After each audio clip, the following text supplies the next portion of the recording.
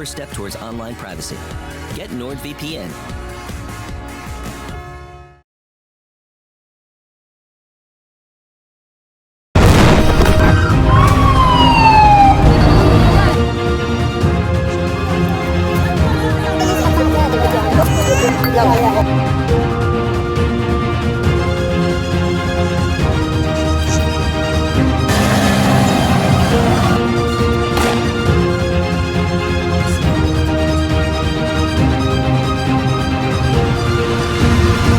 The world has failed, I tell you. The world has failed yet again.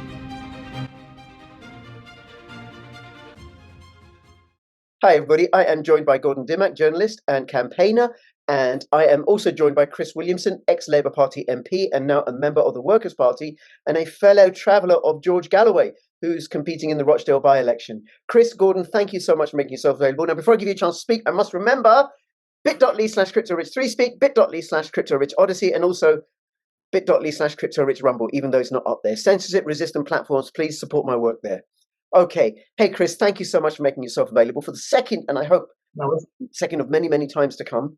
We're going to be talking about what the Workers' Party are up for and what you're doing. And then, Gordon, thank you, because this is going to go out in your channels and on my channels, and we're going to be, what are we going to do? We're going to be grilling Chris and running him over the coals or something like that. Is that right? Gordon, do you want to quickly introduce yourself and let people know where they can find you? Gordon, do you want to say where people can find you? Oh, sorry. I think it says Chris. Yeah, my name's Gordon Dimmack, independent journalist. You can find me at gordondimmack.com. All of my work is collated there over several platforms, so that's the best place to go. And I shall link to that in the description below. And Chris, hi. Where can people find you? Well, I'm on social media, Darby Chris W. That's at Darby Chris W. On Twitter. I've also got a couple of Facebook pages as well, so that's probably the best place to look me up. Great, and I shall link to Darby Chris W in the description below. And you're also a member of the Workers' Party, and I'll link to them in the description below. Do you want to say a little bit about the Workers' Party, how they're distinct from the smaller parties? Well, of course, yeah. I mean, I joined the Workers' Party last year. After the 2019 election, I was involved in establishing a new movement called Resist, and there was a real move within the organisation to create a political party. We did look at potentially creating our own political party. We also looked at the possibility of merging with the Socialist Labour Party that was established by Arthur Scargill in the mid-1990s. And eventually that didn't work out, unfortunately, but we eventually decided that we would join forces with the Workers' Party. So we've kind of moved over en masse, as it were. We'd always worked very closely with the Workers' Party. We'd always been very supportive of George Galloway's stance on issues, particularly his stance on foreign policy, and obviously his socialist credentials were something that we certainly supported. We've been very much in favour of common sense socialism, and the Workers' Party's programme is very much about common sense socialism, really about essentially making the economy work for ordinary people, and also being committed to peace and disarmament around the world rather than war and arms sales. Indeed, the first point of the 10-point programme of the Workers' Party is to bring an end to imperialist wars and the withdrawal from the NATO, which we believe is a warmongering entity that really should have been wound up when the Soviet Union collapsed in 1991.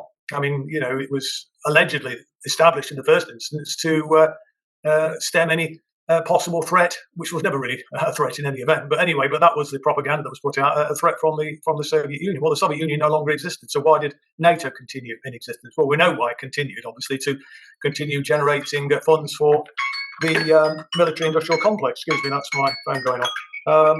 So, yeah, I mean, I think that the Workers' Party is a good fit for us in terms of the agenda that we were promoting, and we're very happy to be working now as part of the Workers' Party, and we're involved in this by-election campaign in Rochdale as we speak, and we're hopeful that George Galloway, who's our candidate there, will do well. I mean, yes. We think he's on course to win it potentially, but we're not taking anything for granted, obviously. All right, we'll come to that in a second. So let me get this right. So you don't think, instead of sending $12 billion to Ukraine to kill people in Ukraine, and the British bombing Yemen and supporting the slaughter of the people in Palestine, You're opposed to that? Is that what you're saying? Yes, indeed. I know it's really odd, isn't it? Yeah. But look, I mean, I think this is a view which is shared by the overwhelming majority of the British public, actually. And indeed, the overwhelming majority of world opinion. The truth is that the political class are completely out of touch with reality. And, they serve the interests of the corporate capitalism. They serve the interests of the military-industrial complex.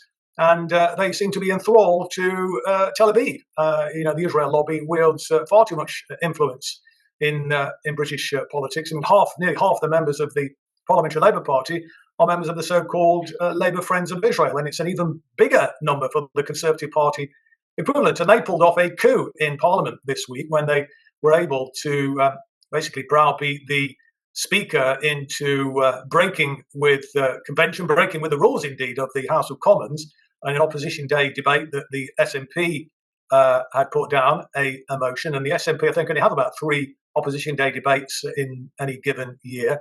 This is where the opposition party has the ability to determine what the agenda will be for the day and put forward a motion for discussion and to be voted upon.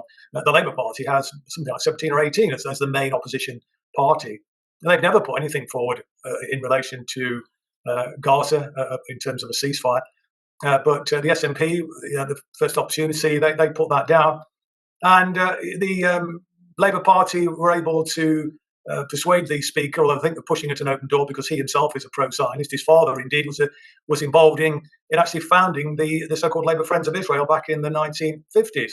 But this break with convention meant that the Labour were able to amend the SNP's motion. This is unprecedented, and that would have meant then that that amendment would be voted on first, and consequently there wouldn't be an opportunity to actually vote on the SNP's proposition. Now, what the SNP were putting forward was a motion which I think could have been strengthened still further, but it did actually talk about the collective punishment that Israel is meting out to the Palestinian people, and that was unconscionable to the likes of Sir Keir Starmer, who is on record as saying he supports Zionism without qualification. So that reference to collective punishment was removed.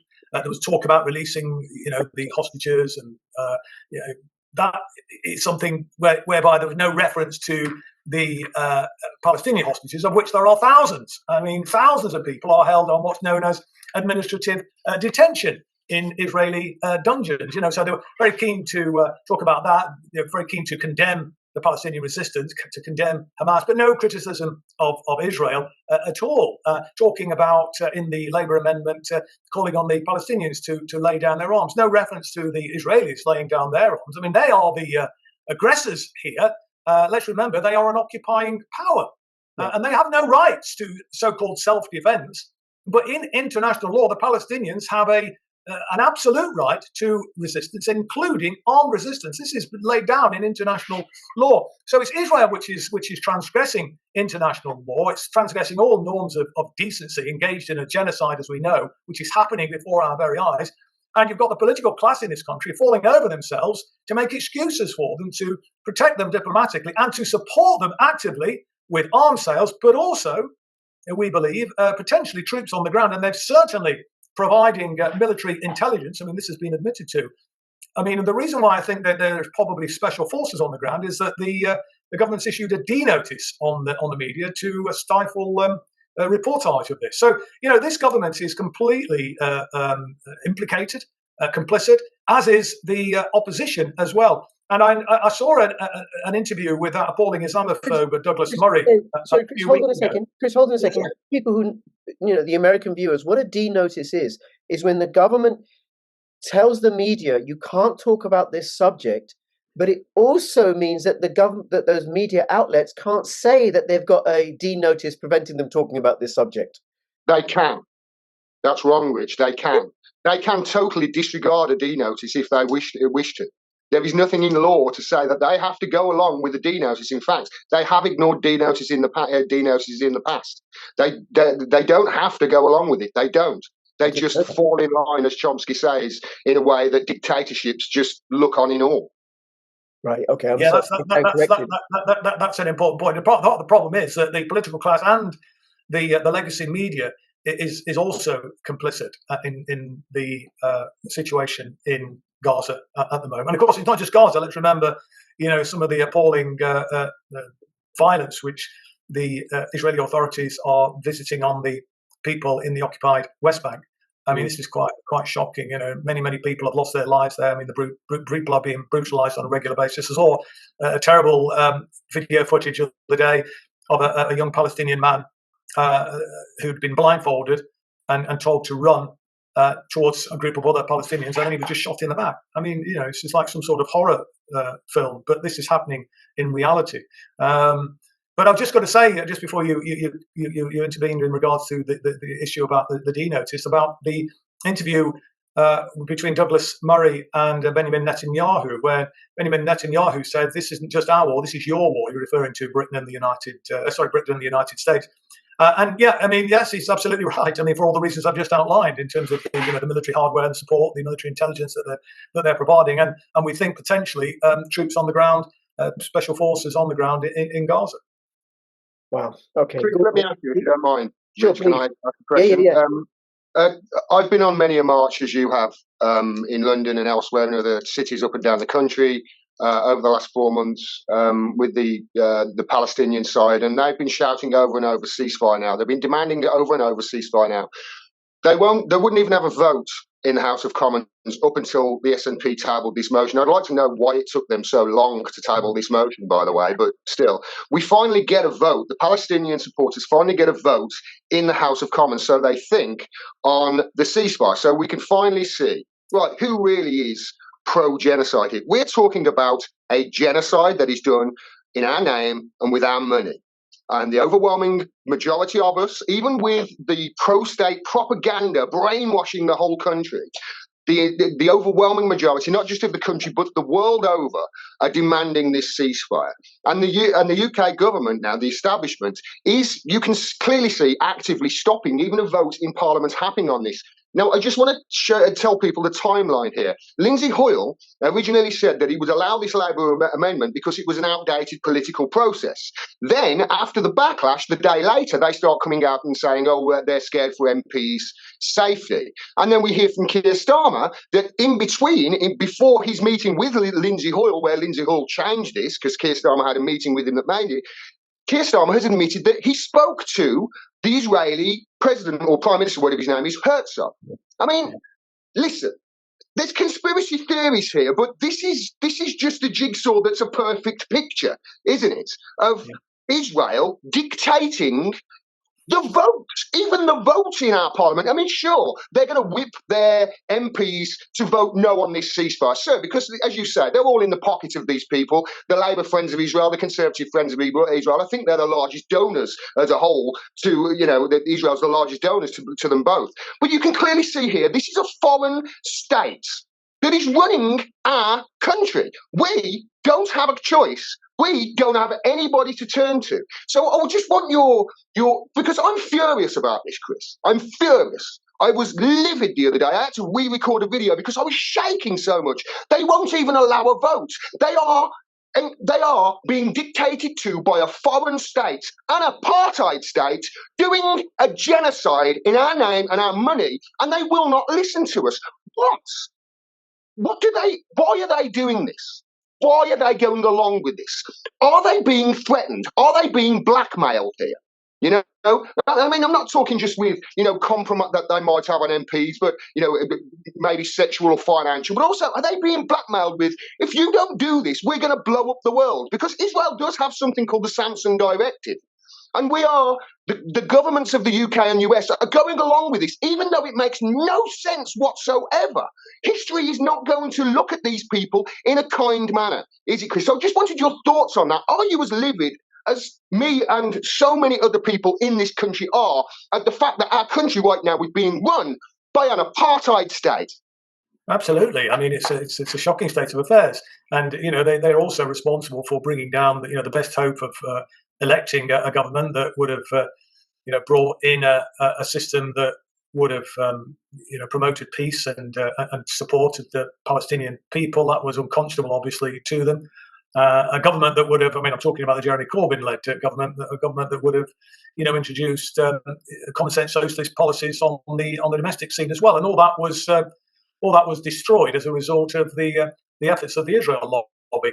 I know a lot of people say that Labour lost the election in 2019 because of the commitment to a second referendum on Brexit, and that certainly did cause most of the damage. But Jeremy Corbyn's political capital had been utterly destroyed by the attacks that he was subjected to, and his response to them. I mean, regrettably, Jeremy sought to try to, placate and appease these bad faith actors. And I mean, and I made this point to Jeremy and the so-called Socialist Campaign Group of Labour MPs that, every concession, every apology just strengthens the beast, just feeds the beast and makes it bigger and stronger. They'll keep coming back until such time as they totally destroyed the project. And I did refer on numerous occasions as well to the Pastor Niemöller poem, the one where he talks about first they came for the communists and I didn't speak out because I wasn't a communist, and then they came for the socialists and I didn't speak out because I wasn't a socialist, and then they came for the trade unionists and I didn't speak out because I wasn't a trade unionist. Then they came for the Jews and I didn't speak out because I wasn't a Jew, and then they came for me and there was no one left to speak out for me. And, essentially that's where we've ended up with a situation where Jeremy's Praetorian Guard were being thrown under the bus systematically. Concessions were made left, right, and centre, and that emboldened the Zionist lobby. And they drove home that advantage.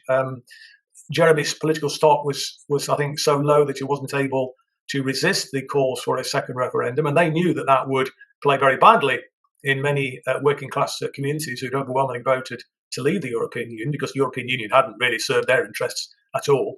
And then, we saw what the consequence of that was. And then we've ended up now with, Sir Keir Starmer lying his way into the leadership of the Labour Party, and it's just gone from bad to worse. And, this whole weaponisation of anti-Semitism has extended well beyond the Labour Party now into academia, into the arts world, and so on. And we did get a good victory, having said that, of course, when Professor David Miller won his employment tribunal and is now established in law that opposition to Zionism is a protected characteristic. And that will, I think, be very beneficial indeed, because David wasn't the only person that had lost his job because of his support for the Palestinian people and criticism of the Israeli genocidal regime. Many, many other people have, and many others who haven't been have been threatened, and many others have felt intimidated into silence. So there's a sort of self-censorship going on. So hopefully that will embolden people now. And like you say, I mean, people are turning out in their tens of thousands, hundreds of thousands to show solidarity with the Palestinian people, despite the best endeavours of the establishment of the political class to demonise them, to suggest that, in some ways, that, somehow these are hate marches. This is absolute. Well, it's an insult to these people who are basically decent people who want to see peace prevail and want to see a ceasefire. But look, a ceasefire is not enough. We need to demand much, much more than that, because if we just impose and secure a ceasefire, all that will happen is that the apartheid system will continue unabated. And what we need to be doing is completely isolating Israel. That's what we need to be demanding. We need to be demanding an end to arms sales to Israel. We need to be demanding a trade blockade. We need to be demanding the exporting bodies and other international bodies in the civilized world remove Israel from participation. I mean, they're going to be having another entry in the Eurovision Song Contest. Why a country that isn't even in Europe is actually participating in the Eurovision Song Contest is a moot point anyway. But a country that's engaged, that isn't in Europe, that's engaged in genocide, where they should be given the privilege to participate. And when we saw the apartheid regime in South Africa, they were isolated. There was an economic boycott. There was a sporting boycott. They were completely isolated. They were a pariah. And we know from people like the late Archbishop Desmond Tutu and people like Ronnie Caswell, the former head of the ANC's military wing, and many other ANC activists, African National Congress activists, veterans, they've said that the apartheid system in Israel is considerably worse than anything they ever encountered. And yet they're being supported by the political class and being supported, by and large, by the corporate media as well. It's an absolute disgrace. And we have to continue to raise our voice as ordinary people. And indeed, I'm speaking at a rally in Derby today. So it's not just in London where these rallies are taking place. They're happening all over the country, in almost every town and city. People have been absolutely appalled by what they are seeing. This is just another example of settler colonialism in action and what the consequences are. And let's remember, the United States of America was a settler colonial entity, as was Australia. And this is precisely what they did to the Native Americans in the United States and to the Aboriginal people in Australia. They were virtually wiped out. And they're trying to do the same. And they're quite open about it, some of these senior figures in the Israeli regime. There was a think tank that actually published a report, a think tank which is linked to the Likud party and Benjamin Netanyahu towards the back end of last year, saying that this was an opportunity now to completely evacuate the Gaza Strip and to colonize it with settlers. Yes. Yeah, and Chris, just one second, Gordon, just on the protest, you won't have seen, I doubt you'll have seen this. When this video goes out, there's a 37-second clip, which I'll play, which is about, and I'm going to say this is not being endorsed by the Workers' Party, right? But about legal protest by paying your tax in the form of a trust. Because, Chris, you may not know, but the International Criminal Court Act and the Terrorism Act of 2000 and 2001 make it a criminal offense to give funds to for crimes against humanity, war crimes, and genocide, and also acts of terrorism. And those acts specify what those are. And genocide is specified as the killing of two or more people that are united by race, nationality, religion, or what was the other one? Ethnicity. So that would include the support for Ukraine and Israel and the assaults on Yemen. And that we can, by paying my tax, I am giving funding to an organization that's committing acts of genocide. And the British government and its agencies and its agents are not exempt from the provisions of that tax, of those acts. So if people want to find out more, bit.ly/make war history. And then, this is not legal advice or anything. People at their, you take your own risk. It's not endorsed by the Workers' Party. But tax protest is a peaceful, legal way of letting the government know, not in our name. So I just wanted to put that in. No, indeed. I mean, that's a good campaign. Of course, we could get into the discussion about how public spending is funded, and it's not actually funded by taxes, but still they just take the money. They just print the money. Yeah, well, exactly. Yeah, I mean, and obviously they just create the money out of thin air. I mean, taxes are used for other purposes to control inflation and to manage demand for particular things, drive behaviour change, create a value for the currency, create space indeed when the economy is working at full capacity, where then the government might be competing with the private sector for resources, and that would then drive up prices, create inflationary pressure. We can tax out that demand from the private sector in order to provision the ability for the government to spend on public priorities, as it were. But we're nowhere near at that level of capacity yet. We've got about 9. I think I was looking at the Office of National Statistics figures just a few weeks back, actually. I think the number of people who are economically or deemed economically inactive in this country are 9 million. So there's plenty of spare capacity there in terms of unemployed or underemployed labour in the country. There's plenty of things that need doing. I mean, our infrastructure is falling to pieces. The public services are in meltdown. These governments aren't doing it. They're not doing it. They're out to destroy small business. They're out to impoverish. All of that, right? So then we got to do what we can. They're happy to find the money when it's like Tony Benn said. If we can find the money to kill people, we can find the money to help people. There's never a problem when they want to fight wars. Yes. And if you think back to the COVID situation when there were the lockdowns and so on, the money that was provided, much of it wasted, of course, and went into the pockets of their friends. What's it called? The tracing, the pharmaceutical industrial complex, and the pharmaceuticals, of course. Yeah, absolutely. But also the money that was provided, for people to have their wages paid whilst they weren't in work. So that money was found, and there was no problem in finding it. And then they claim that there's going to be a reckoning, that people have to pay that, but that's not true. I mean, it just isn't true. But unfortunately, they continue to pull the wool over people's eyes. And, yes. I think it's important that we actually alert people to the fact that, literally money is no object really for the government. Anything that's for sale in pound sterling can be paid for by the government. But it's just about political will. And so long as you don't overspend and you don't create an inflationary pressure, if you manage it in the way in which I talked about, you match spending to the availability of real resources in the economy, then you're not going to cause a problem. No, they're not doing that. The Tory government's not doing that, and the Labour government, if they come in next, which is very likely, are not going to do that. And all the policies that they're implementing are the same policies of the WEF to drive us into poverty, to make us dependent upon the state, and then bring about the central CBDC, central bank digital currencies with the digital ID and a biometric wallet, and then we are enslaved because they can debank us, they can stop us from moving about, they can select what we get to spend money on. What's the Workers' Party position on that? Well, it's a very dangerous step, I think, the CBDC proposition. And, we need to be resisting that, I think, and to, maintain the access to real hard currency, as it were. Because, like you're absolutely right to say, that if we get to a point where that is brought in, then any inconvenient individual or group can be closed down at the drop of a hat. It places enormous power in the hands of the elites in society, and I mean, we have to do everything we can to prevent that from happening. Yes, thank you, Gordon. Anything you want to ask? Yeah, a couple of questions I wanted to ask you, Chris. First of all, the Workers' Party, I wanted to ask what sort of ballot coverage they're going to have at the election later this year. I want to know what sort of, whether there's a campaign to get people standing everywhere, if possible, because people need another way. It's clear to see here that there is no political party represented in Westminster at the moment, which is representing the people. I say at the moment because I hear your friend Mr. Galloway is favourite now to win Rochdale, which brings me on to my next question. And that's, what do you think of the fallout from this debacle in the House of Commons and, them losing the narrative with regards to the propaganda war and them losing the war of information, because obviously all the truth is on the Palestinian side. What do you think of them now coming out? You've got Liz Truss over in America doing a speech to 50 people in the audience at CPAC. It's so cringe. Go and watch it on Twitter. It's awful.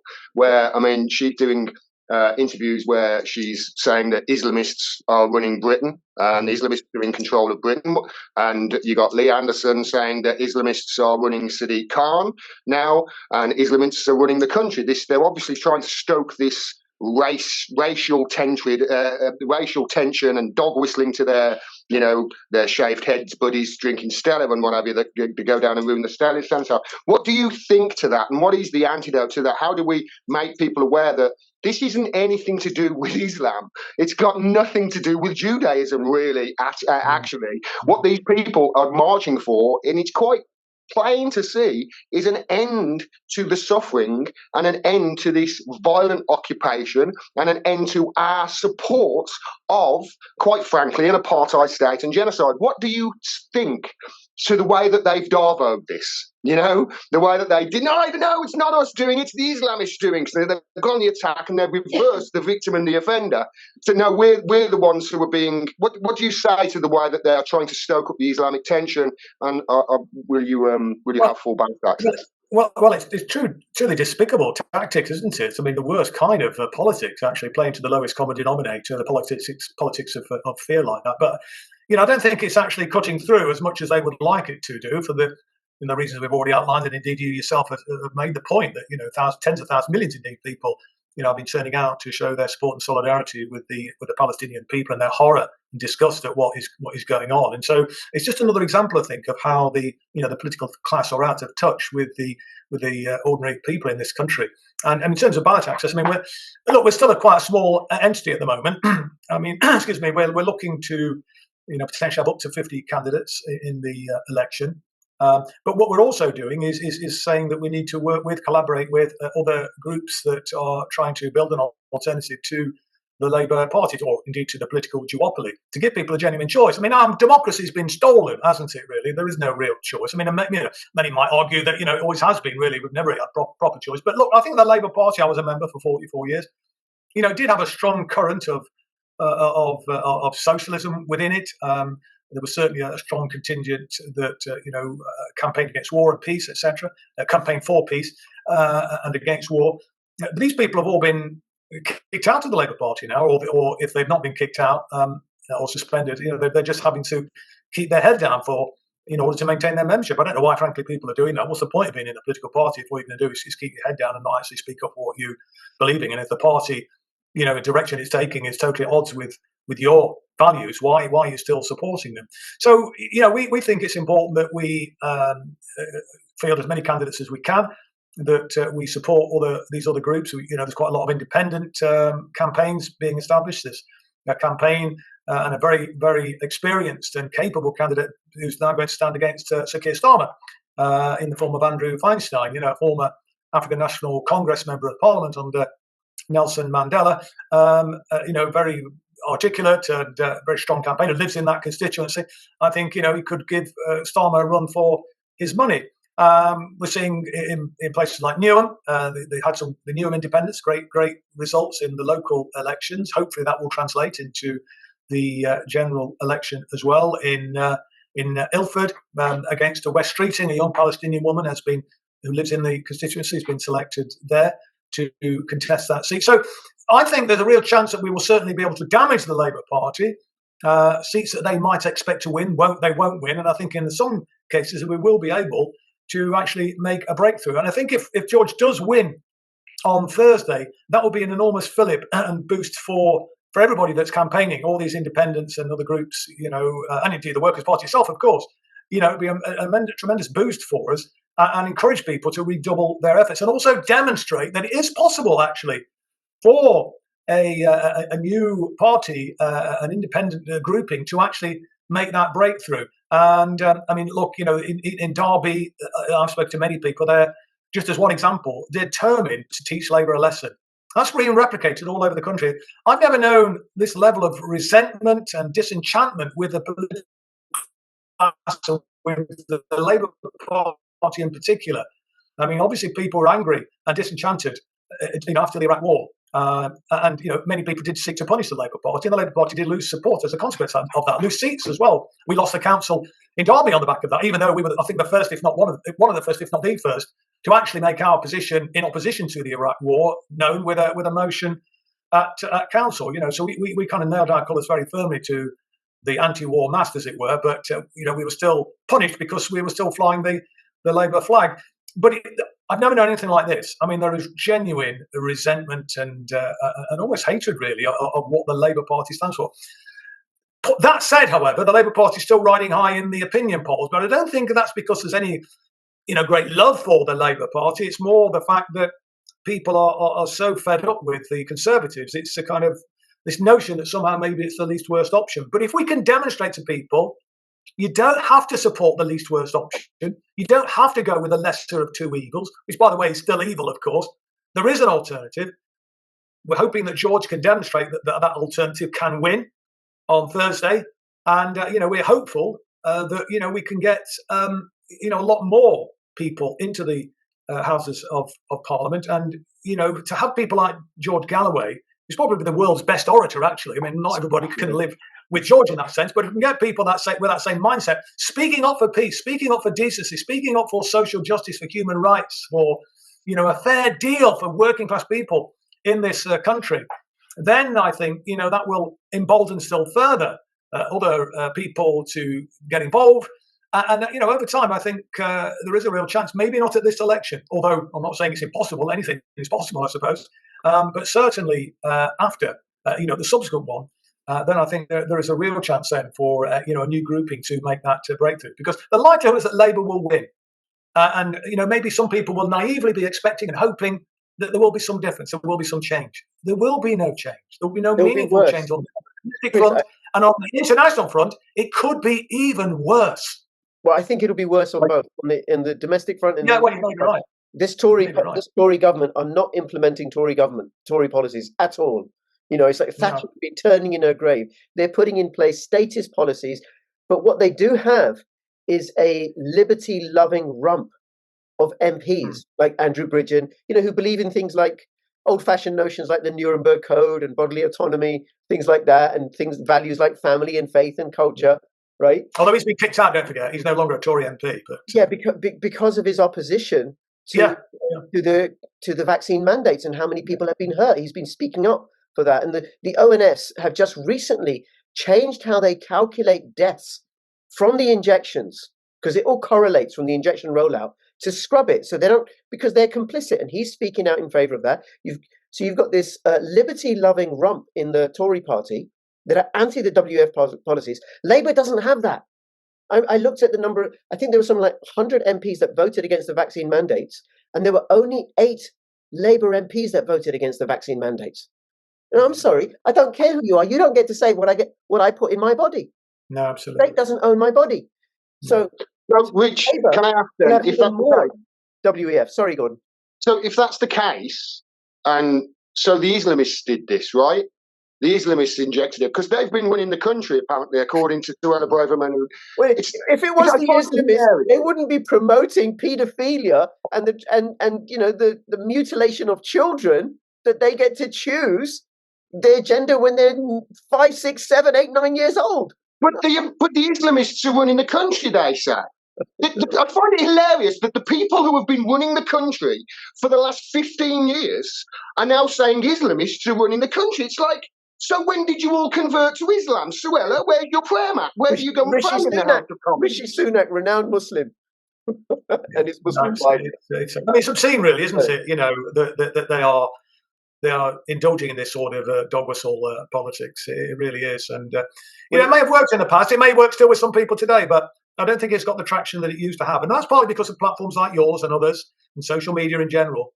And this is why people are, seeing the reality of what's happening in Gaza now. I mean, if it was down to the legacy media, we'd hardly know any of this, would we? And indeed, I think the fact that, the scale of the protest, which to a large extent has been driven by people getting this information from the internet, from social media, that's driven, the outrage, that's driven people onto the street. That in turn, I think, has forced the corporate media to go further than they would probably have done. Because if you think back to other conflicts, there wasn't the scrutiny. I know it's nowhere near enough, but there wasn't the scrutiny in the corporate media that there is today. It's still nowhere near where it should be, of course.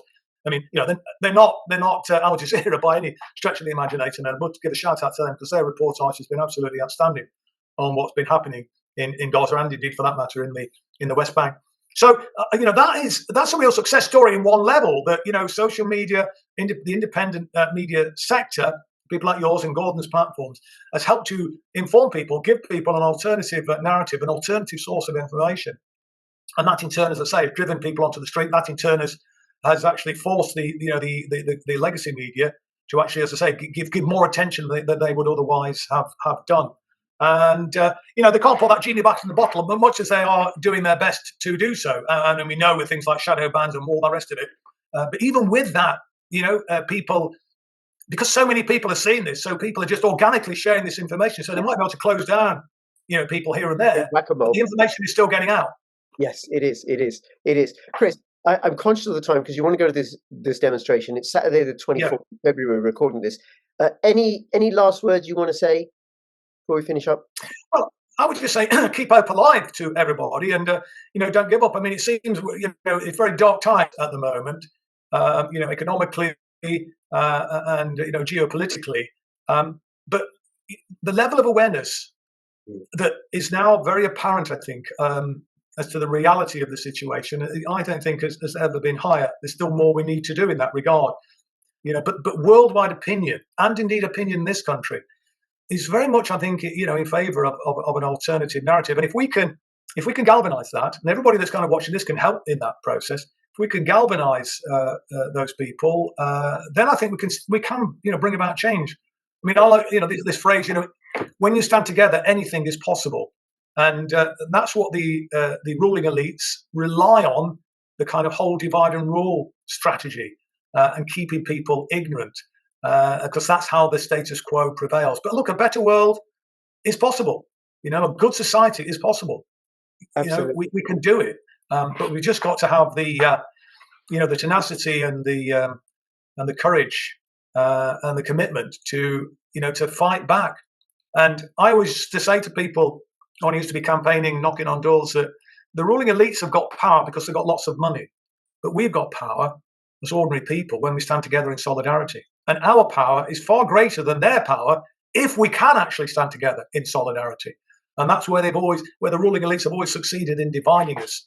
And we need to, come together. And I always say, look, let's focus where we agree. Let's focus on the things that we agree on and have fraternal disagreements where we don't. And particularly those on the left of the political spectrum. We agree on 90% of stuff, really, but we end up falling out on ridiculous stuff to do with identity politics. It's absolutely bloody ridiculous. And that's, of course, being fomented by these ruling elites. And that's why you have the disgusting spectacle of Raytheon and Lockheed Martin, these amoral arms manufacturers, actually joining pride marches with their banners, proudly showcasing their banners. BAE Systems had a front last year. All these people, it's absolutely despicable, outrageous. But somehow they are seen as progressive. Well, how the hell are they progressive? I think that's a tell. That's a tell that the movements like in my opinion, movements like the Black Lives Matter and transgender, and by the way, I don't know if you know, but I joined the anti-apartheid movement when I was 18, right? But I wasn't impressed with Black Lives Matter. They were getting corporate backing, that the transgender movement is getting corporate backing. No, that's not a grassroots movement. And who's backing them are the partners of the WEF and those that are owned by BlackRock and Vanguard. And they're the ones implementing the policies that Labour are espousing, that the Tories are espousing, that the Lib Dems will give us, that SNP will give us. So what there is for us to do is to support decentralized structures, support parties like Workers' Party and others like that are for liberty, that are for grassroots activism, and that are for restoring and returning power to ordinary people. Gordon, anything you want to say before we finish up?